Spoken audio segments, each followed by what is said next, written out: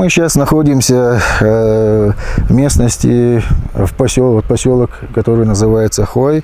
Само название этого поселка говорит само за себя. Хай на чеченском — это охрана, стража. То есть это город, как бы поселение стражников.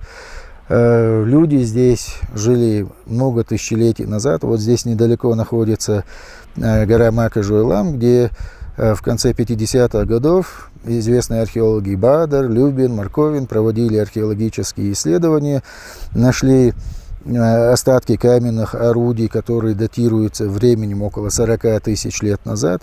То есть здесь люди жили очень давно. Можно увидеть вот следы от арасных полей.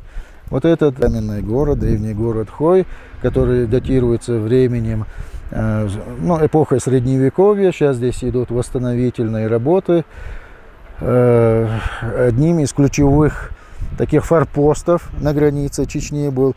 Это целая система была здесь, такая оборонительная, которая границу защищала. Вот это Хой. Там дальше виден замок Ади-Сурху. Еще дальше замок Алдамрези располагается. И система башенных укреплений.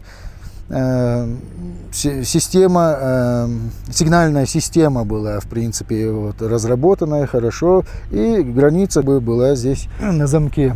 Покинуто это селение было в 1944 году, когда чеченцев выслали, в 1957 году, когда чеченцам разрешили вернуться, восстановили Чечено-Ингушскую АСР, то горцам дорога обратно в свои родовые села была закрыта, не разрешали вернуться. Потом в 60-е годы местные жители делали попытки вернуться, опять же выселяли на равнину.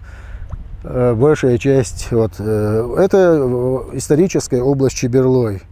Большая часть местных жителей живет на равнине, но потихоньку возвращаются.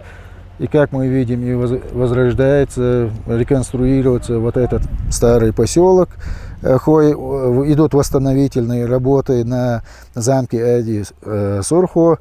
И местные жители вернутся, и сельское хозяйство будет возрождено. Так что с надеждой на будущее смотрим будущее.